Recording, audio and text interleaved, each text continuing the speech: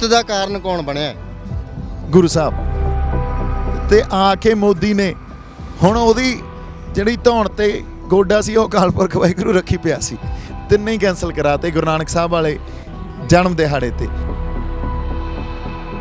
Comrade ਇਹ ਵੀ ਕਹਿ ਰਹੇ ਨੇ, ਉਹ ਕਹਿੰਦੇ ਵੀ ਜੇ ਗੁਰੂ ਦੀ ਕਿਰਪਾ ਹੋਈ ਹੈ ਧਰਨੇ ਤਾਂ ਕਹਿੰਦੇ ਪੰਜਾਬ 'ਚ ਵੀ ਬਹੁਤ ਹੋਂ ਚੱਲੀ ਜਾਂਦੇ ਆ। ਬੇਅਦਬੀ ਦਾ ਮਾਮਲਾ ਬਰਗਾੜੀ ਵਿਖੇ ਲੱਗਿਆ ਤੇ ਬਹੁਤ ਸਾਰੇ ਚੰਨੀ ਦੇ ਬੰਦੇ ਤਾਂ ਕੁੱਟ-ਕੁੱਟ ਜਿਹੜੇ ਡੀਐਸਪੀ ਵਰਗੇ ਆ ਛਿੱਲੀ ਜਾ ਰਹੇ ਆ ਵੀ ਫਿਰ ਇੱਥੇ ਕਿਰਪਾ ਕਿਉਂ ਨਹੀਂ ਹੋ ਰਹੀ? ਸਿਰਫ ਉਸੇ ਧਰਨੇ ਦੇ ਵਿੱਚ, ਉਸੇ ਅੰਦੋਲਨ ਦੇ ਵਿੱਚ ਕਿਰਪਾ ਕਿਉਂ ਹੋਈ? ਮੈਂ ਤੁਹਾਨੂੰ ਦੱਸਦਾ, ਹੁਣ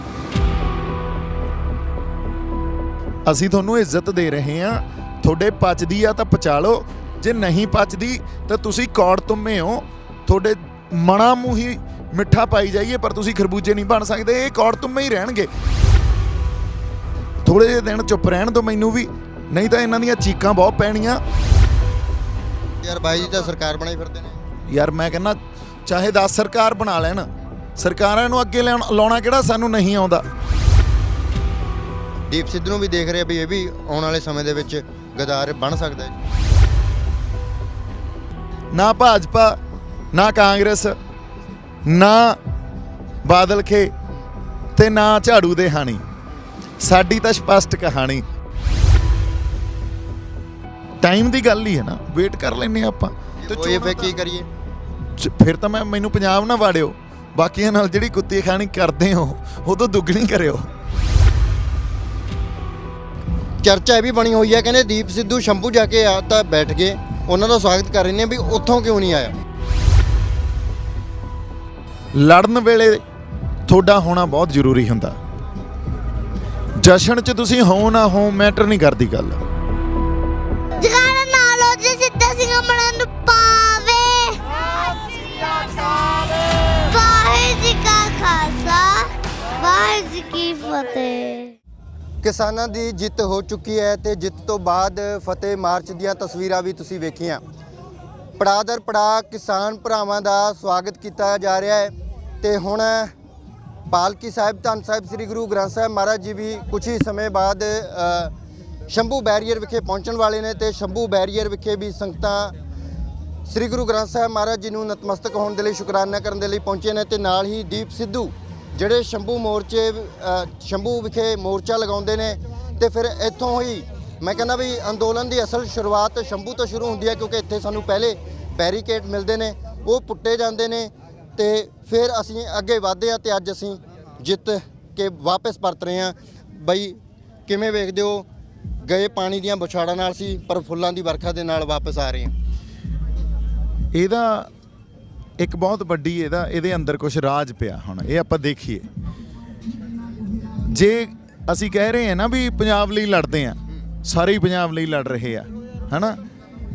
ਪੰਜਾਬ ਲਈ ਜਦੋਂ ਤੁਸੀਂ ਲੜੋਗੇ ਤਾਂ ਅਸਲ ਪੰਜਾਬ ਦੀ ਲੜਾਈ ਕੌਣ ਲੜ ਰਿਹਾ? ਉਹ ਲੜ ਰਿਹਾ ਜਿਹੜਾ ਸੰਘਰਸ਼ ਕਰ ਰਿਹਾ। ਸੰਘਰਸ਼ ਕਰਦਿਆਂ ਨੂੰ ਬੜੀਆਂ ਤੱਤੀਆਂ ਹਵਾਵਾਂ ਵਗਣਗੀਆਂ, ਜਿਵੇਂ ਹੁਣ ਤੁਸੀਂ ਕਿਹਾ ਗਏ ਪਾਣੀ ਦੀਆਂ ਵਿਛਾੜਾਂ, ਅਥਰੂ ਗੈਸ ਦੇ ਗੋਲੇ, ਹਨਾ?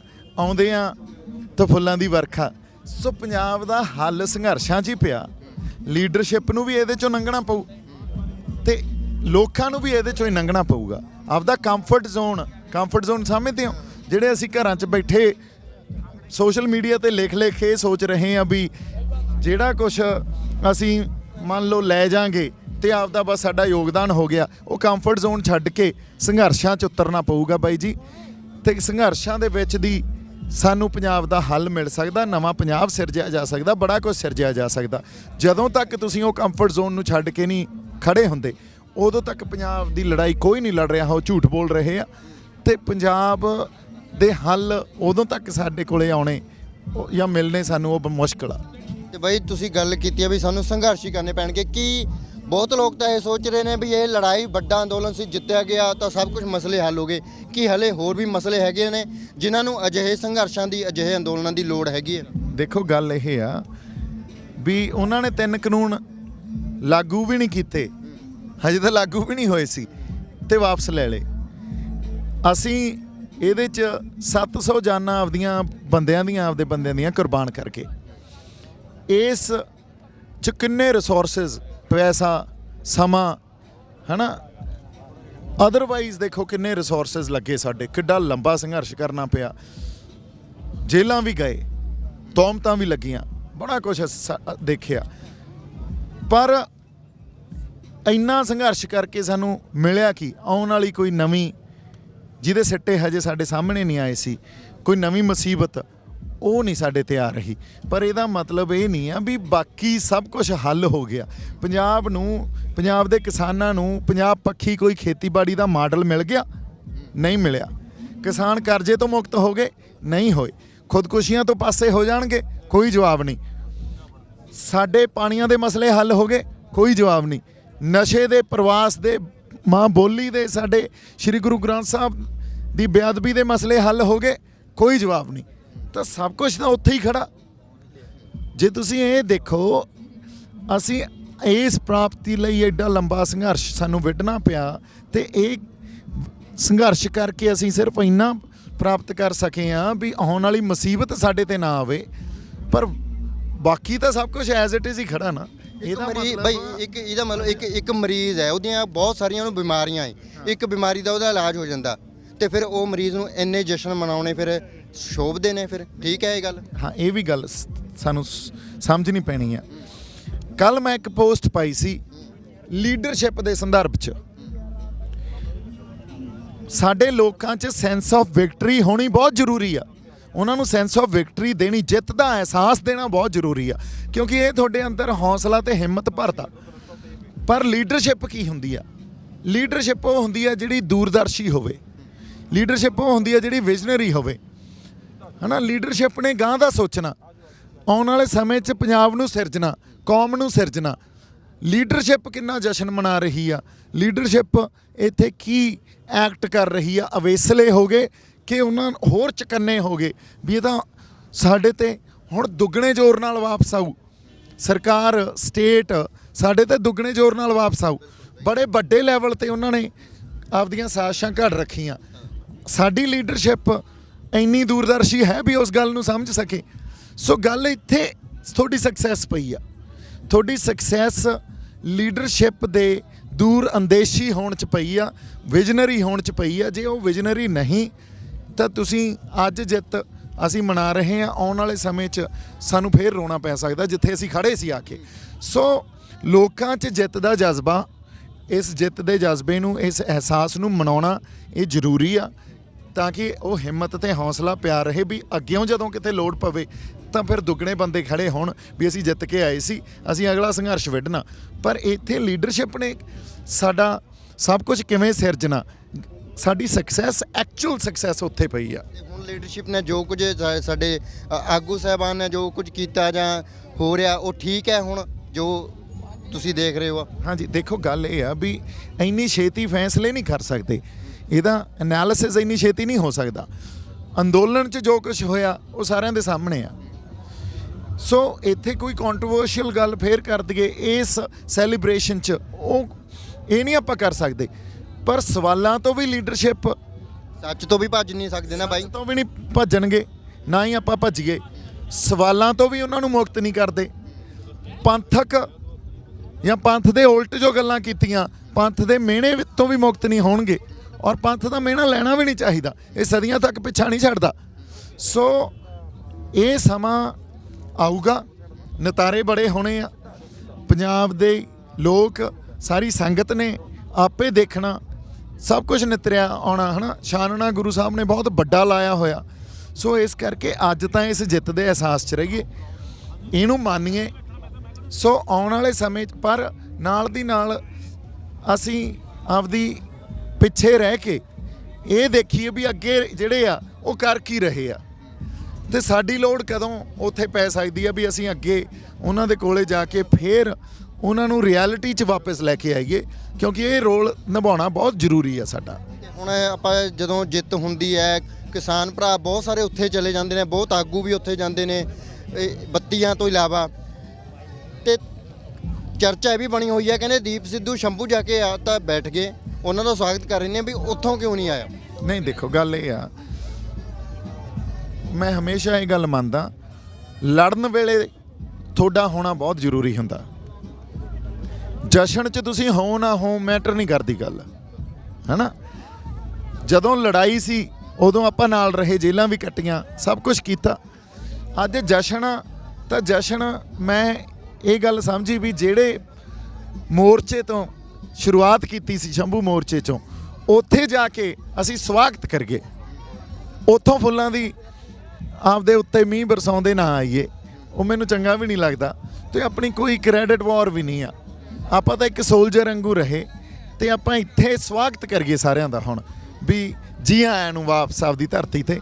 ਸੋ ਸ਼ੰਭੂ ਮੋਰਚਾ ਅੱਜ ਦੇਖੋ ਕਿਵੇਂ ਉਹੀ ਰੌਣਕਾਂ ਜਦੋਂ ਆ ਕੇ ਆਪਾਂ ਇੱਥੇ ਬੈਠੇ ਆ। ਸੋ ਇਹੀ ਕਲਾ ਹੁੰਦੀ ਆ ਗੁਰੂ ਸਾਹਿਬ ਦੀ, ਇਹੀ ਉਸ ਅਕਾਲ ਪੁਰਖ ਦਾ ਜਿਹੜਾ ਆਪਾਂ ਕਹਿੰਦੇ ਆ ਅਗਵਾਈ 'ਚ ਜਦੋਂ ਸੰਘਰਸ਼ ਲੜਿਆ ਜਾ ਰਿਹਾ ਸੀ, ਇਹੀ ਉਹਦਾ ਜਿਹੜਾ ਇੱਕ ਮਤਲਬ ਸੀ ਜਿਹੜਾ ਹੁਣ ਪ੍ਰਤੱਖ ਹੋ ਰਹੀਆਂ ਹੌਲੀ ਹੌਲੀ ਬੜਾ ਕੁਝ ਇਹ ਜਿਹੜੀਆਂ ਤੁਸੀਂ ਗੱਲਾਂ ਕਰਦੇ ਹੋ, ਜਿਹੜੇ ਤੁਹਾਡੇ ਸਮਰਥਕ ਨੇ ਉਹ ਇਹ ਕਹਿੰਦੇ ਨੇ, ਕਹਿੰਦੇ ਦੀਪ ਸਿੱਧੂ ਦੀਆਂ ਗੱਲਾਂ ਤਾਂ ਕਿਸੇ ਕਿਸੇ ਨੂੰ ਸਮਝ ਆਉਂਦੀਆਂ, ਤੇ ਜਿਹੜੇ ਤੁਹਾਡੀ ਆਲੋਚਨਾ ਕਰਦੇ ਨੇ ਜਾਂ ਤੁਹਾਡੇ ਵਿਰੋਧੀ ਨੇ ਉਹ ਵੀ ਇਹੀ ਕਹਿੰਦੇ ਆ, ਉਹ ਕਹਿੰਦੇ ਦੀਪ ਸਿੱਧੂ ਦੀਆਂ ਗੱਲਾਂ ਤਾਂ ਕਿਸੇ ਕਿਸੇ ਨੂੰ ਸਮਝ ਆਉਂਦੀਆਂ ਵੀ ਇਹ ਬੰਦਾ ਆਉਣ ਵਾਲੇ ਸਮੇਂ 'ਚ ਪਤਾ ਲੱਗੂਗਾ। ਦੋਨੋਂ ਇੱਕੋ ਗੱਲ ਕਹੀ ਜਾਂਦੇ ਆ ਵੀ ਇਹ ਬੰਦਾ ਹੁਣ ਵੀ ਬਹੁਤ ਲੀਡਰ ਨੇ ਕਿ ਵੀ ਇਹ ਤਾਂ ਭਾਜਪਾ ਦਾ ਜੁੜਿਆ ਹੋਇਆ, ਕਿਤੇ ਇਹ ਤਾਂ ਨਹੀਂ ਹੁਣ ਵੀ ਜਿੱਤ ਗਏ। ਤੁਸੀਂ ਵੀ ਆਪਣੇ ਸਮਰਥਕਾਂ ਨੂੰ ਕਹਿ ਦਿਓ ਵੀ ਹੁਣ ਤੇ ਜਿੱਤ ਗਏ, ਕੋਈ ਗੱਲ ਨਹੀਂ, ਹੁਣ ਚਾਹੇ ਜਿਹਨੂੰ ਮਰਜ਼ੀ ਵੋਟ ਪਾ ਦਿਓ। ਮੈਂ ਤਾਂ ਹੁਣ ਇੱਕੋ ਹੀ ਗੱਲ ਕਹਿ ਰਿਹਾ, ਉਹ ਪੁੱਠਾ ਪੰਗਾ ਲੈ ਲਿਆ ਮੋਦੀਆ। ਸੋ ਆਪਾਂ ਤਾਂ ਨਾ ਭਾਜਪਾ, ਨਾ ਕਾਂਗਰਸ, ਨਾ ਬਾਦਲ ਕੇ ਤੇ ਨਾ ਝਾੜੂ ਦੇ ਹਾਣੀ, ਸਾਡੀ ਤਾਂ ਸਪਸ਼ਟ ਕਹਾਣੀ ਅਕਾਲ ਪੁਰਖ ਵਾਹਿਗੁਰੂ ਦੀ ਅਗਵਾਈ 'ਚ ਅਕਾਲ ਹੀ ਸਾਡਾ ਧਰਮ ਆ ਤੇ ਅਕਾਲ ਦੀ ਸਿਆਸਤ ਵਾਲੇ ਸਿਧਾਂਤ ਤੇ ਖੜੇ ਆ। ਇਹ ਤੋਂ ਨਾ ਇੱਧਰ ਹੋਈਏ ਨਾ ਇੰਚ ਇੱਧਰ ਹੋਈਏ। ਇੱਥੇ ਜਿਹੜਾ ਆ ਕੇ ਸਾਡੇ ਨਾਲ ਖੜ ਜੂਗਾ ਉਹਦੇ ਨਾਲ ਜੱਫੀ ਪਾਵਾਂਗੇ, ਦੂਜਿਆਂ ਨੂੰ ਵੀ ਸਤਿਕਾਰ ਦੇਵਾਂਗੇ, ਪਰ ਅਸੀਂ ਇਸ ਸਿਧਾਂਤ ਤੇ ਖੜੇ ਆ। ਜਿੱਤ ਦਾ ਕਾਰਨ ਕੌਣ ਬਣਿਆ? ਗੁਰੂ ਸਾਹਿਬ, ਉਹਨਾਂ ਦੀ ਅਗਵਾਈ, ਭਰੋਸਾ ਜਿਨ੍ਹਾਂ ਨੇ ਰੱਖਿਆ, ਤੇ ਲੋਕ। ਅਸਲ ਗੱਲ ਪੁੱਛੋ, ਲੀਡਰਸ਼ਿਪ ਨੇ ਤਾਂ ਚਿੱਠੀਆਂ ਲਿਖੀਆਂ, ਸਾਰਿਆਂ ਨੂੰ ਪਤਾ। ਡੱਲੇਵਾਲ ਸਾਹਿਬ ਰੋਏ ਆ ਕੇ ਇਹ ਗੱਲ ਦੱਸੀ ਵੀ ਚਿੱਠੀ ਲਿਖੀ ਸੀ, ਸਾਰੇ ਬਾਕੀ ਆਗੂਆਂ ਨੇ ਉਹਦੇ 'ਚ ਇਹ ਕਿਹਾ ਸੀ ਵੀ ਇੱਕ ਬਿੱਲ ਕੈਂਸਲ ਕਰ ਦਿਓ, ਇੱਕ ਤੇ ਸਹਿਮਤੀ ਕਰ ਲੈਂਦੇ ਆ ਤੇ ਇੱਕ ਤੇ ਸਟੇਜ ਸੂਬਿਆਂ ਤੇ ਛੱਡ ਦਿਓ ਤੇ ਉਹ ਆਪੇ ਇਸ ਗੱਲ ਨੂੰ ਨਜਿੱਠ ਲੈਣਗੇ ਸੂਬੇ ਵੀ ਕਿਵੇਂ ਕਰਨਾ। ਸਭ ਕਿਤੇ ਇਹ ਗੱਲ ਹੋ ਰਹੀ ਸੀ ਵੀ ਹੁਣ ਦੀਵਾਲੀ ਤੇ ਕਰ ਦੇਣਾ ਜੀ ਇਹਨਾਂ ਨੇ ਸਮਝੌਤਾ, ਉਦੋਂ ਪਹਿਲਾਂ 15 ਅਗਸਤ ਤੇ ਕਰ ਦੇਣਾ, ਪਰ ਸਭ ਸੁੱਤੇ ਪਏ ਆ ਘਰਾਂ 'ਚ। ਤੇ ਆ ਕੇ ਮੋਦੀ ਨੇ ਹੁਣ ਉਹਦੀ ਜਿਹੜੀ ਧੌਣ ਤੇ ਗੋਡਾ ਸੀ ਉਹ ਅਕਾਲ ਪੁਰਖ ਵਾਹਿਗੁਰੂ ਰੱਖੀ ਪਿਆ ਸੀ, ਤਿੰਨੇ ਹੀ ਕੈਂਸਲ ਕਰਾਤੇ ਗੁਰੂ ਨਾਨਕ ਸਾਹਿਬ ਵਾਲੇ ਜਨਮ ਦਿਹਾੜੇ ਤੇ। ਸੋ ਇਹ ਸਿਗਨੀਫੀਕੈਂਸ ਹੈ ਇਹਦੀ ਬਹੁਤ ਵੱਡੀ, ਇਸ ਗੱਲ ਦੀ। ਜਾਮੀਆਂ 'ਚ ਪ੍ਰੋਟੈਸਟ ਹੋਏ, ਉਹਨਾਂ ਨੇ ਭਜਾ ਕੁੱਟੇ, ਹੈ ਨਾ। JNU 'ਚ ਜੋ ਹੋਇਆ ਅਸੀਂ ਦੇਖਿਆ। ਉਦੋਂ ਬਾਅਦ ਆਪਣਾ NRC CA ਉਹ ਪ੍ਰੋਟੈਸਟ ਹੋਇਆ, ਉਹਨਾਂ ਨੇ ਉੱਥੇ ਭਜਾ ਕੁੱਟੇ। ਕਸ਼ਮੀਰ 'ਚ 370 ਬਹਾਲ ਕਰਤੀ, ਉੱਥੇ ਰਿਪੀਲ ਕੀਤੀ। ਸਾਰੇ ਕਸ਼ਮੀਰ ਨੂੰ ਜਿਹੜੀ ਆਮ ਸਟਰਗਲ ਲੜ ਰਹੇ ਆ ਉਹ ਆਪਦੀ ਆਜ਼ਾਦੀ ਦੀ, ਰਾਤੋਂ ਰਾਤ ਬੰਦ ਕਰਤਾ ਤੇ 370 ਆਪਦੇ ਹਿਸਾਬ ਨਾਲ ਉਹਨਾਂ ਨੇ ਉੱਥੋਂ ਰਿਪੀਲ ਕਰ ਲਈ, ਹੈ ਨਾ। ਲੋਕ ਤਾਂ ਇਹ ਵੀ ਕਹਿ ਰਹੇ ਸੁਣੋ, ਪਰ ਜਦੋਂ ਇਹ ਕੌਮ ਜਾਂਦੀ ਆ ਸਰਕਾਰ ਨਾਲ ਲੜਦੀ ਆ, ਐਂਟੀ ਸਟੇਟ ਨੈਰੇਟਿਵ ਖੜਾ ਕਰਦੀ ਆ, ਤੇ ਇੱਕ ਪਾਸੇ ਦੇਖੋ ਬਾਹਰ ਜਦੋਂ ਰੈਫਰੈਂਡਮ ਵਾਲੀਆਂ ਗੱਲਾਂ ਤੁਰੀਆਂ ਕਿਵੇਂ ਸੰਗਤ ਦਾ ਉੱਥੇ ਜ਼ੋਰ ਪਿਆ। ਹੁਣ ਇਹ ਜੀਓਪੋਲੀਟੀਕਲ ਰੀਜ਼ਨਸ ਆ। ਇੱਕ ਪਾਸੇ ਚਾਈਨਾ ਬਹੁਤ ਵੱਡੀ ਪਾਵਰ ਦੇ ਤੌਰ ਤੇ ਉੱਭਰ ਰਿਹਾ, ਤੁਸੀਂ ਇਹਨਾਂ ਗੱਲਾਂ ਨੂੰ ਜੋੜੋ। ਕਰਤਾਰਪੁਰ ਸਾਹਿਬ ਲਾਂਘਾ ਖੋਲ੍ਹ ਦਿੱਤਾ ਜਾਂਦਾ, ਕੋਈ BJP ਦਾ ਸੀਨੀਅਰ ਲੀਡਰ ਗਵਰਨਰ ਆ ਕੇ ਇਹ ਕਹਿੰਦਾ ਵੀ ਇਸ ਕੌਮ ਨੂੰ ਖਾਲੀ ਨਾ ਮੋੜੋ। ਮੋਦੀ ਗੁਰਦੁਆਰਾ ਸਾਹਿਬ ਜਾਂਦਾ, ਮੱਥੇ ਟੇਕਦਾ। ਅਮਿਤ ਸ਼ਾਹ ਟਵੀਟ 'ਚ ਇਹ ਗੱਲ ਕਹਿੰਦਾ ਵੀ ਅਸੀਂ ਤਾਂ ਗੁਰੂ ਨਾਨਕ ਸਾਹਿਬ ਵਾਲੇ ਜਿਹੜੇ ਪ੍ਰਕਾਸ਼ ਦਿਹਾੜੇ ਤੇ ਸਿੱਖਾਂ ਨੂੰ ਤੋਹਫਾ ਦਿੱਤਾ। ਸੋ ਤੁਸੀਂ ਵੇਖੋ ਕਿੰਨਾਂ ਨੂੰ ਅਪੀਜ਼ ਕੀਤਾ ਜਾ ਰਿਹਾ, ਸਿੱਖਾਂ ਨੂੰ ਖੁਸ਼ ਕੀਤਾ ਜਾ ਰਿਹਾ, ਇਸ ਕਰਕੇ ਵੀ ਇਹ ਨਾ ਸਾਡੇ ਉਲਟ ਭੁਗਤਣ, ਹੈ ਨਾ। ਪਰ ਇੱਕ ਗੱਲ ਮੈਂ ਕਹਿੰਦਾ ਸਾਡੀ ਕੌਮ ਨੂੰ ਵੀ ਉਹ ਇਸ ਅਪੀਜ਼ਮੈਂਟ 'ਚ ਨਾ ਆਇਓ। ਇਸ ਅਪੀਜ਼ਮੈਂਟ 'ਚ ਹੁਣ ਹੋਰ ਬਹੁਤ ਬੰਦੇ ਸਾਨੂੰ ਲੈ ਕੇ ਆਉਣਗੇ, ਸਾਡੀ ਗੱਲ ਕਰਨ ਲੱਗ ਜਾਣਗੇ ਆਲ ਆਫ ਅ ਸਡਨ। ਇਸ ਅਪੀਜ਼ਮੈਂਟ 'ਚ ਨਾ ਆਇਓ। ਅਬਦਾਲੀ ਨੇ ਜਦੋਂ ਸਾਡੇ ਕੋਲੇ ਖਿੱਲਤ ਭੇਜੀ ਸੀ ਨਾ ਤਾਂ ਸਿੰਘਾਂ ਨੇ ਛੋਲਿਆਂ ਦੀ ਮੁੱਠੀ ਭਰ ਕੇ ਦਾਣੇ ਐ ਖਿੱਲਤ 'ਚ ਰੱਖਤੇ ਸੀ ਵੀ ਅਸੀਂ ਤਾਂ ਘੋੜਿਆਂ ਦੀਆਂ ਕਾਠੀਆਂ ਤੇ ਰਹਿੰਦੇ ਆ, ਇੱਥੇ ਸੌਂਦੇ ਆ, ਇਹਨਾਂ ਤੇ ਜੰਗਲਾਂ 'ਚ ਰਹਿੰਦੇ ਆ, ਤੇ ਆਹ ਸਾਡਾ ਖਾਣਾ ਛੋਲੇ, ਤੇ ਆਪਦਾ ਰਾਜ ਲੈ ਗਏ ਸੀ।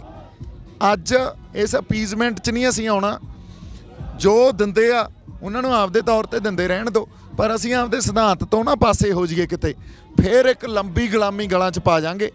47 ਵਾਲੀ ਗਲਤੀ ਨਹੀਂ ਕਰਨੀ, ਅਵੇਸਲੇ ਨਹੀਂ ਹੋਣਾ, ਬੜੇ ਅਸੀਂ ਸਤਰਕ ਤੇ ਵਿਜ਼ਨਰੀ ਹੋ ਕੇ ਚੱਲਣਾ, ਫੇਰ ਹੀ ਕੁਛ ਨਾ ਕੁਛ ਸਿਰਜਿਆ ਜਾ ਸਕਦਾ ਇੱਥੇ। ਤੁਸੀਂ ਹੁਣ ਗੱਲ ਕੀਤੀ ਹੈ ਵੀ ਗੁਰੂ ਸਾਹਿਬ ਦੇ ਕਰਕੇ ਸਾਰਾ ਉਹਨਾਂ ਦੀ ਕਿਰਪਾ ਹੋਈ ਹੈ, ਤੇ ਜਿਸ ਗੁਰੂ ਕਰਕੇ ਮੋਰਚਾ ਜਿੱਤਿਆ ਗਿਆ, ਫਤਿਹ ਮਾਰਚ ਸ਼ੁਰੂ ਹੋ ਜਾਂਦਾ ਹੈ, ਫਿਰ ਇਹਨਾਂ ਲੀਡਰਾਂ ਨੂੰ, ਕਿਸਾਨ ਆਗੂਆਂ ਨੂੰ ਚਾਹੀਦਾ ਨਹੀਂ ਸੀ ਇੱਕ ਅਨਾਉਂਸਮੈਂਟ ਪਹਿਲਾਂ ਹੁੰਦੀ, ਜਾਂ ਇਹ ਨਹੀਂ ਮੰਨਦੇ, ਕਬੂਲ ਨਹੀਂ ਕਰਦੇ? ਤੁਸੀਂ ਗੱਲ ਕੀਤੀ ਹੈ ਵੀ ਇਹ ਰੋਏ ਨੇ ਡੱਲੇਵਾਲ ਸਾਹਿਬ, ਪਰ ਫਿਰ ਉੱਥੇ ਤੋਂ ਐਲਾਨ ਕਿਉਂ ਨਹੀਂ ਹੁੰਦਾ?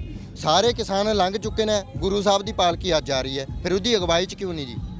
ਬਾਈ ਜੀ ਇਹਦਾ ਜਵਾਬ ਤਾਂ ਫਿਰ ਉਹੀ ਦੇ ਸਕਦੇ ਆ। ਸਟੇਜਾਂ ਤੋਂ ਕਹਿਣਾ ਵੀ ਅਸੀਂ ਅਕਾਲ ਪੁਰਖ ਵਾਹਿਗੁਰੂ ਦੀ ਅਗਵਾਈ 'ਚ ਜਿੱਤੇ ਆ ਬੜਾ ਸੌਖਾ ਹੁੰਦਾ, ਗੱਲ ਕਹਿ ਹੀ ਦੇਣੀ ਹੁੰਦੀ ਆ, ਪਰ ਇਹਨੂੰ ਮਹਿਸੂਸ ਕਰਨਾ, ਇਹਨੂੰ ਇੰਟਰਨਲਾਈਜ਼ ਕਰਨਾ, ਤੇ ਇਹਨੂੰ ਆਪਦੇ ਉਸ ਸਾਰੇ ਆਚਰਣ 'ਚ ਲੈ ਕੇ ਆਉਣਾ ਜਿੱਥੋਂ ਤੁਸੀਂ ਕੁਛ ਆਪਦੀ ਇੰਸਪੀਰੇਸ਼ਨ ਲੈਂਦੇ ਹੋ, ਇਹ ਬੜਾ ਔਖਾ ਹੁੰਦਾ। ਇੱਥੇ ਹੀ ਤਾਂ ਅਸਲ ਗੱਲ ਸਮਝ ਆਉਂਦੀ ਆ। ਅਸੀਂ ਤਾਂ ਸ਼ੰਭੂ ਮੋਰਚੇ 'ਚ ਅੱਜ ਜਿਹੜਾ ਇਹ ਆਪਣਾ ਦੇਖੋ ਤੁਸੀਂ ਇੱਥੇ ਰੌਣਕ ਲੱਗੀ ਆ, ਉਹ ਗੁਰੂ ਸਾਹਿਬ ਕਰਕੇ ਲੱਗੀ ਆ। ਹੁਣ ਤੁਸੀਂ ਜਾਹੋ ਜਲਾਲ ਦੇਖਿਓ ਜਦੋਂ ਇੱਥੇ ਗੁਰੂ ਸਾਹਿਬ ਦੀ ਸਵਾਰੀ ਆਈ, ਸੋ ਕੌਣ ਹੈ ਕੌਣ ਨਹੀਂ ਆ ਮੈਟਰ ਨਹੀਂ ਕਰਦੀ ਗੱਲ, ਦੀਪ ਵੀ ਹੈ ਕਿ ਨਹੀਂ ਆ ਇਹ ਵੀ ਮੈਟਰ ਨਹੀਂ ਕਰਦੀ ਗੱਲ, ਹੈ ਨਾ। ਇੱਥੇ ਤਾਂ ਕੋਈ ਪਰਸਨ ਸਪੈਸੀਫਿਕ ਗੱਲ ਹੀ ਨਹੀਂ ਹੋ ਰਹੀ, ਇੱਥੇ ਤਾਂ ਇੱਕ ਬਹੁਤ ਵੱਡੀ ਉਸ ਫਲਸਫੇ, ਉਸ ਸਿਧਾਂਤ ਦੀ ਗੱਲ ਹੋ ਰਹੀ ਹੈ ਜਿੱਥੇ ਸਾਰੀ ਕਾਇਨਾਤ ਆ ਕੇ ਸਮਾ ਸਕਦੀ ਆ। ਸੋ ਇਹ ਪਰਸਨ ਸਪੈਸੀਫਿਕ ਨਹੀਂ ਆ। ਮੈਂ ਆਪਣੇ ਬੰਦਿਆਂ ਨੂੰ ਵੀ ਇਹ ਕਹਿਣਾ ਵੀ ਦੀਪ ਸਿੱਧੂ ਜਾਂ ਕੋਈ ਹੋਰ ਨਾ, ਇਹ ਮੈਟਰ ਨਹੀਂ ਕਰਦਾ। ਸੰਘਰਸ਼ ਨਾਵਾਂ ਤੱਕ ਤੇ ਮੁੱਦਿਆਂ ਤੱਕ ਸੀਮਤ ਨਹੀਂ ਹੁੰਦੇ, ਇਹਦੇ ਪਿੱਛੇ ਕੋਈ ਵੱਡੀ ਗੱਲ ਚੱਲ ਰਹੀ ਹੁੰਦੀ ਆ। ਇਹਦੇ ਪਿੱਛੇ 84 ਵੇਲੇ ਜੋ ਸਾਡੇ ਨਾਲ ਹੋਇਆ ਉਹ ਚੱਲ ਰਿਹਾ ਸੀ, ਜੋ 84 ਤੋਂ ਲੈ ਕੇ 92 ਤੱਕ ਸ਼ਹਾਦਤਾਂ ਹੋਈਆਂ ਉਹ ਸਭ ਕੁਝ ਚੱਲ ਰਿਹਾ ਸੀ। ਇਹਦੇ ਪਿੱਛੇ ਉਹ ਸਾਰਾ ਜੋਸ਼, ਜਜ਼ਬਾ ਤੇ ਸਪਿਰਿਟ ਚੱਲ ਰਹੀ ਸੀ ਜਿਹੜੀ ਸਿੱਖਾਂ 'ਚ ਪਈ ਆ। ਸੋ ਉਹ ਉਸ ਸਪਿਰਿਟ ਨੂੰ ਜਾ ਕੇ ਜਿਹੜਾ ਬੰਦਾ ਸਮਝ ਜੂਗਾ, ਜਿਹੜਾ ਉੱਥੇ ਜਾ ਕੇ ਆਪਦੀ ਬਿਰਤੀ ਲੈ ਜੂਗਾ, ਉਹ ਫਿਰ ਉਹਨੂੰ ਪਤਾ ਲੱਗੂ, ਉਹ ਅਸਲ ਐਨਾਲਿਸਿਸ ਕਰੂਗਾ ਵੀ ਲੜਿਆ ਕਿਵੇਂ ਗਿਆ ਤੇ ਜਿੱਤੇ ਕਿਉਂ ਆ ਤੇ ਕਿਹਨੇ ਜਿੱਤੇ ਆ। ਅਸਲ ਐਨਾਲਿਸਿਸ ਉੱਥੇ ਹੋਊਗਾ ਇਸ ਗੱਲ ਦਾ। ਜਿਵੇਂ ਤੁਸੀਂ ਗੱਲ ਕੀਤੀ ਵੀ ਗੁਰੂ ਸਾਹਿਬ ਦੇ ਕਰਕੇ ਸਾਰੇ ਪ੍ਰਾਪਤੀ ਹੋਈ, ਪਰ ਲੋਕ ਤਾਂ ਕਹਿ ਰਹੇ ਨੇ, ਬਹੁਤ ਸਾਰੇ ਜਿਹੜੇ ਵਿਰੋਧ ਕਰਨ ਵਾਲੇ ਨੇ ਉਹਨਾਂ ਦਾ ਇਹ ਵੀ ਕਹਿਣਾ ਵੀ ਇਹ ਸਿਰਫ ਸਿਆਸਤਦਾਨ ਨੇ, ਸਿਰਫ ਸਿਆਸਤ ਦੇ ਤੌਰ ਤੇ ਦੇਖਣਾ ਹੁੰਦਾ। ਉਹਨਾਂ ਉਹ ਦਿਨ ਜਾਣਬੁੱਝ ਕੇ ਚੁਣਿਆ, ਔਰ ਤਾਂ ਜੋ ਹੁਣ ਪੰਜਾਬ ਦੀਆਂ ਚੋਣਾਂ ਦੇ ਵਿੱਚ ਲੋਕਾਂ ਨੂੰ ਪੰਜਾਬ ਨੂੰ ਜਿੱਤੀਏ ਕਿਵੇਂ। ਤੇ ਮਨਜਿੰਦਰ ਸਿਰਸਾ ਵਰਗੇ ਚਿਹਰੇ ਫਿਰ ਤੁਸੀਂ ਦੇਖ ਹੀ ਲਿਓ। ਕਹਿੰਦੇ ਮਨਜਿੰਦਰ ਸਿਰਸਾ ਦਾ ਕੀ ਆਧਾਰ ਆ ਭਾਈ? ਕਿਸੇ ਦਾ ਵੀ ਕੀ ਆਧਾਰ ਆ? ਕੁਛ ਉਹਨਾਂ ਨਾਲ ਥੋੜੀ ਹੋਈ ਆ, ਸੋਸ਼ਲ ਮੀਡੀਆ ਤੇ ਤੁਸੀਂ ਦੇਖਿਆ ਹੀ ਆ। ਸੋ ਇਹ ਮੈਂ ਤੁਹਾਨੂੰ ਦੱਸਿਆ, ਛਾਨਣਾ ਲੱਗਿਆ, ਬੜਾ ਕੁਛ ਨਿੱਤਰਨਾ। ਗੱਲ ਸਮਝ 'ਚ ਆਪਾਂ ਇਹ ਲੈ ਕੇ ਆਈਏ ਵੀ ਮੰਨ ਲਓ ਇਹ ਸਿਆਸਤ ਖੇਡੀ ਆ, ਬੀਜੇਪੀ ਨੇ ਖੇਡੀ, ਬੀਜੇਪੀ ਕੁਛ ਕਰ ਜੂ ਪੰਜਾਬ 'ਚ? ਤੁਹਾਨੂੰ ਲੱਗਦਾ? ਕਿਸੇ ਨੂੰ ਪੁੱਛ ਕੇ ਦੇਖ ਲਓ, ਆਉਣ ਵਾਲੇ 20 ਸਾਲਾਂ 'ਚ ਵੀ ਕੁਛ ਕਰ ਜੂ? ਪਰ ਜਦੋਂ ਤੱਕ ਜੇ ਆਪਦੇ ਬੰਦੇ ਗਦਾਰੀਆਂ ਕਰ ਗਏ ਤਾਂ ਸਭ ਕੁਛ ਕਰ ਜਾਣਗੇ ਅਗਲੇ। ਸੋ ਗੱਲ ਤਾਂ ਹੁਣ ਸਾਡੇ ਤੇ ਆ ਨਾ, ਅਗਲੇ ਜੋ ਮਰਜ਼ੀ ਸਿਆਸਤ ਖੇਡੀ ਜਾਣ। ਸਾਡੇ ਕਾਰਨ ਦੇ ਮਾਮਲੇ ਦੇ ਵਿੱਚ ਤਾਂ ਦੀਪ ਸਿੱਧੂ ਨੂੰ ਵੀ ਦੇਖ ਰਿਹਾ ਵੀ ਇਹ ਵੀ ਆਉਣ ਵਾਲੇ ਸਮੇਂ ਦੇ ਵਿੱਚ ਗਦਾਰ ਬਣ ਸਕਦਾ ਹੈ ਜੀ। ਮੈਂ ਤਾਂ ਇਹਦੇ ਤੇ ਕੁਛ ਗੱਲ ਇਹ ਕਹਿਣਾ ਵੀ ਸਮਾਂ ਟਾਈਮ ਦੀ ਗੱਲ ਹੀ ਹੈ ਨਾ, ਵੇਟ ਕਰ ਲੈਂਦੇ ਆਪਾਂ। ਤੇ ਫਿਰ ਕੀ ਕਰੀਏ? ਫਿਰ ਤਾਂ ਮੈਨੂੰ ਪੰਜਾਬ ਨਾ ਵਾੜਿਓ, ਬਾਕੀਆਂ ਨਾਲ ਜਿਹੜੀ ਕੁੱਤੀ ਖਾਣੀ ਕਰਦੇ ਹੋ ਉਦੋਂ ਦੁੱਗਣੀ ਕਰਿਓ, ਹੈ ਨਾ। ਸੋ ਔਰ ਕਰਨਗੇ ਵੀ, ਇਹ ਕਹਿਣ ਦੀ ਵੀ ਲੋੜ ਨਹੀਂ। ਪਰ ਗੱਲ ਇਹ ਆ ਵੀ ਆਹ ਚੋਣਾਂ ਤਾਂ 2 ਮਹੀਨੇ ਰਹਿ ਗਏ, ਥੋੜੇ ਦਿਨਾਂ 'ਚ ਹੀ ਨਤਾਰੇ ਹੋਣੇ ਸ਼ੁਰੂ ਹੋ ਜਾਣੇ ਆ। ਤੁਸੀਂ ਵੇਖਿਓ ਕਿਵੇਂ ਡਿੱਗਦੇ ਆ। ਸੋ ਕੋਈ ਬੜੀ ਲੰਬੀ ਚੌੜੀ ਤਾਂ ਗੱਲ ਹੀ ਨਹੀਂ, ਇਹ ਤਾਂ ਚੰਗੀ ਗੱਲ ਆ ਵੀ ਸੰਘਰਸ਼ ਤੋਂ ਬਾਅਦ ਚੋਣਾਂ ਨਾਲ ਪਈਆਂ, ਹੈ ਨਾ। ਤੇ ਸਾਨੂੰ ਬੜਾ ਕੁਛ ਚੋਣਾਂ ਨਹੀਂ ਦੱਸ ਜਾਣਾ, ਬਹੁਤ ਕੁਛ ਸੰਘਰਸ਼ ਦੱਸ ਗਿਆ, ਬੜਾ ਕੁਛ ਚੋਣਾਂ ਨੇ ਦੱਸ ਜਾਣਾ। ਇਦੋਂ ਬਾਅਦ ਆ ਜਿਹੜਾ ਛਾਨਣਾ ਨਾ, ਇਹਨੇ ਬੜਾ ਕੁਛ ਛਾਨਣਾ ਹਜੇ, ਤੇ ਥੋੜਾ ਜਿਹਾ ਆਪਾਂ ਸਟੇਟਮੈਂਟਸ ਨਾ ਦਈਏ, ਹੁਣ ਸਬਰ ਰੱਖੀਏ ਬਸ। ਬਿਲਕੁਲ। ਇੱਕ ਲਾਸਟ ਵਾਰ ਇਹ ਵੀ ਹੈ ਵੀ ਕਾਮਰੇਡ ਇਹ ਵੀ ਕਹਿ ਰਹੇ ਨੇ, ਉਹ ਕਹਿੰਦੇ ਵੀ ਜੇ ਗੁਰੂ ਦੀ ਕਿਰਪਾ ਹੋਈ ਹੈ ਤਾਂ ਧਰਨੇ ਤਾਂ ਕਹਿੰਦੇ ਪੰਜਾਬ 'ਚ ਵੀ ਬਹੁਤ ਹੋਂ ਚੱਲੀ ਜਾਂਦੇ ਆ। ਬੇਅਦਬੀ ਦਾ ਮਾਮਲਾ ਬਰਗਾੜੀ ਵਿਖੇ ਲੱਗਿਆ ਤੇ ਬਹੁਤ ਸਾਰੇ ਚੰਨੀ ਦੇ ਬੰਦੇ ਤਾਂ ਕੁੱਟ-ਕੁੱਟ ਜਿਹੜੇ ਡੀਐਸਪੀ ਵਰਗੇ ਆ ਛਿੱਲੀ ਜਾ ਰਹੇ ਆ ਵੀ ਫਿਰ ਇੱਥੇ ਕਿਰਪਾ ਕਿਉਂ ਨਹੀਂ ਹੋ ਰਹੀ? ਸਿਰਫ ਉਸੇ ਧਰਨੇ ਦੇ ਵਿੱਚ, ਉਸੇ ਅੰਦੋਲਨ ਦੇ ਵਿੱਚ ਕਿਰਪਾ ਕਿਉਂ ਹੋਈ? ਮੈਂ ਤੁਹਾਨੂੰ ਦੱਸਦਾ, ਹੁਣ ਤੁਹਾਨੂੰ ਲੱਗਦਾ ਵੀ ਗੁਰੂ ਦੀ ਕਿਰਪਾ ਇੱਥੇ ਨਹੀਂ ਹੋ ਰਹੀ? ਮੈਨੂੰ ਤਾਂ ਲੱਗਦਾ, ਮੈਂ ਤਾਂ ਵਿਸ਼ਵਾਸ ਰੱਖਦਾ ਗੁਰੂ ਦੀ ਕਿਰਪਾ 'ਚ, ਪਰ ਆਪਾਂ ਇੱਕ ਇਹਨਾਂ ਦੇ ਸਵਾਲ ਤਾਂ ਮੈਂ ਲੈਣੇ ਆ ਨਾ ਬਾਈ। ਮੈਨੂੰ ਇਹ ਦੱਸੋ ਵੀ ਇਹਨਾਂ ਤੋਂ ਇਹ ਪੁੱਛੋ ਵੀ ਸੰਘਰਸ਼ 'ਚ ਜਿਹੜੇ ਬੰਦੇ ਸੀ ਕਿ ਉਹ ਬੇਅਦਬੀ ਦਾ ਇਨਸਾਫ ਮੰਗਣ ਵਾਲੇ ਉਹ ਬੰਦੇ ਨਹੀਂ ਸੀ ਸੰਘਰਸ਼ 'ਚ? ਕਿ ਸੰਘਰਸ਼ 'ਚ ਪੰਜਾਬ ਦੇ ਮਸਲੇ ਜਾਂ ਪੰਜਾਬ ਦੀਆਂ ਮੰਗਾਂ ਚੱਕਣ ਵਾਲੇ ਬੰਦੇ ਨਹੀਂ ਸੀ? ਇਕੱਲੇ ਕਾਮਰੇਡ ਹੀ ਬੈਠੇ ਸੀ? ਮੈਨੂੰ ਦੱਸੋ ਤੁਸੀਂ ਕਿ ਪਿੰਡਾਂ ਦੇ ਸਾਡੇ ਕਿਸਾਨ, ਜਿਹੜੀ ਗੁਰੂ ਨਾਨਕ ਨਾਮ ਲੇਵਾ ਸੰਗਤ ਆ, ਉਹ ਨਹੀਂ ਸੀ? ਕਿ ਨਿਸ਼ਾਨ ਸਾਹਿਬ ਤੋਂ ਮੁਨਕਰ ਹੋਣ ਵਾਲੇ ਹੀ ਬੰਦੇ ਬੈਠੇ ਸੀ ਉੱਥੇ ਇਕੱਲੇ? ਅਸੀਂ ਤੁਹਾਨੂੰ ਇੱਜ਼ਤ ਦੇ ਰਹੇ ਹਾਂ, ਤੁਹਾਡੇ ਪਚਦੀ ਆ ਤਾਂ ਪਚਾ ਲਓ, ਜੇ ਨਹੀਂ ਪਚਦੀ ਤਾਂ ਤੁਸੀਂ ਕੌੜ ਤੁੰਮੇ ਹੋ, ਤੁਹਾਡੇ ਮਣਾ ਮੂੰਹ ਹੀ ਮਿੱਠਾ ਪਾਈ ਜਾਈਏ ਪਰ ਤੁਸੀਂ ਖਰਬੂਜੇ ਨਹੀਂ ਬਣ ਸਕਦੇ। ਇਹ ਕੌੜ ਤੁੰਮੇ ਹੀ ਰਹਿਣਗੇ, ਥੋੜ੍ਹੇ ਜਿਹੇ ਦਿਨ ਚੁੱਪ ਰਹਿਣ ਦਿਓ ਮੈਨੂੰ ਵੀ, ਨਹੀਂ ਤਾਂ ਇਹਨਾਂ ਦੀਆਂ ਚੀਕਾਂ ਬਹੁਤ ਪੈਣੀਆਂ।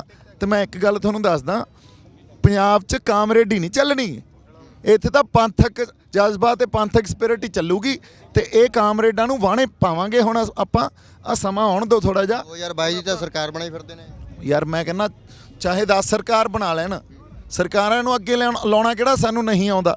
ਸੋ ਸਰਕਾਰ ਸਰਕੂਰ ਬਣਾਉਣਾ ਕੋਈ ਅਹਿਮੀਅਤ ਨਹੀਂ ਰੱਖਦੀ ਗੱਲ। ਇਹ ਕਾਮਰੇਡਾਂ ਨੇ ਸਾਡੇ ਨਾਲ ਬੜਾ ਧੋਖਾ ਕਰ ਲਿਆ। ਇਹਨਾਂ ਨੇ ਸਾਡੇ ਨਾਲ 84 ਤੋਂ ਸਰਕਾਰ ਤੋਂ ਹਥਿਆਰ ਲੈ ਸਾਡੇ ਵਿਰੁੱਧ ਲੜੇ ਆ। ਵੀ ਦੱਸੋ, ਤੁਸੀਂ ਆਪਦੇ ਆਪ ਨੂੰ ਰੈਵੋਲੂਸ਼ਨਰੀ ਮੰਨਦੇ ਹੋ? ਤੁਸੀਂ ਸਰਕਾਰ ਤੋਂ ਰੈਵੋਲੂਸ਼ਨਰੀ ਹਥਿਆਰ ਲੈਂਦੇ ਹੁੰਦੇ ਆ ਕਦੇ? ਤੁਸੀਂ ਤਾਂ ਉਹ ਬੰਦੇ ਹੋ ਜਿਹੜੇ ਕਹਿੰਦੇ ਸੀ ਵੀ ਭਾਖੜਾ ਡੈਮ 'ਚੋਂ ਪਾਣੀ, ਤੇ ਜਦੋਂ ਉਹ ਬੰਨ੍ਹ ਬਣਾਤਾ ਵੀ ਬਿਜਲੀ ਕੱਢ ਲਈ, ਪਿੱਛੇ ਕੁਛ ਹੀ ਨਹੀਂ ਬਚਿਆ। ਤੁਹਾਡੀ ਕੰਟਰੀਬਿਊਸ਼ਨ ਕੀ ਹੈ ਯਾਰ ਇਸ ਧਰਤੀ ਤੇ? ਇੱਥੇ ਕੀ ਤੁਸੀਂ ਆ ਕੇ ਦੇਤਾ? ਤੁਸੀਂ ਕੁਛ ਮਾੜੀ ਮੂਰਤੀ ਤਾਂ ਸਿਰਜਿਆ ਹੋਵੇ ਕੁਛ। ਸੋ ਇਸ ਕਰਕੇ ਜਿੰਨੀ ਕਿ ਇੱਜ਼ਤ ਬਖਸ਼ ਰਹੇ ਆ ਪੰਜਾਬ ਦੇ ਲੋਕ, ਉਹ ਪਚਾ ਲਓ। ਜੇ ਨਹੀਂ ਪਚਦੀ ਤਾਂ ਬੜਾ ਕੁਛ ਨੰਗਾ ਚਿੱਟਾ ਹੋ ਜਾਣਾ ਇੱਥੇ। ਨਹੀਂ ਪਚਦੀ ਤੁਹਾਡੀ ਤਾਂ ਫਿਰ ਤੁਸੀਂ ਆਪ ਹੀ ਆਪਦੀਆਂ ਬੇਇੱਜ਼ਤੀਆਂ ਕਰਾਉਂਦੇ ਫਿਰੋਂਗੇ। ਇਸ ਕਰਕੇ ਮੈਂ ਤਾਂ ਸਿੱਧੀ ਗੱਲ ਕਰਦਾ ਵੀ ਅਸੀਂ ਇੱਥੇ ਪੰਜਾਬ ਵਸਦਾ ਗੁਰਾਂ ਦੇ ਨਾਂ 'ਤੇ ਆ।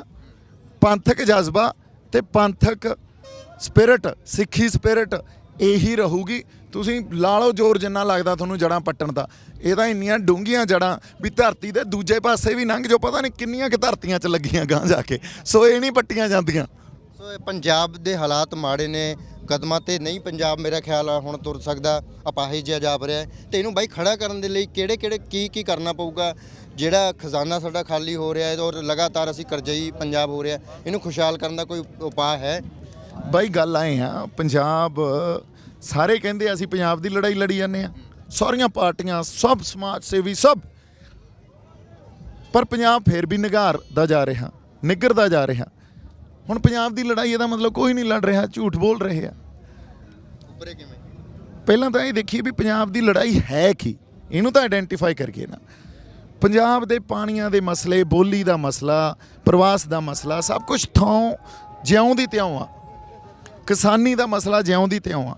ਇਹਦਾ ਮਤਲਬ ਸਟੇਟ ਦੀ ਪਾਲਿਸੀ ਆ ਇੱਥੇ ਜੈਨੋਸਾਈਡ ਕਰਨੀ।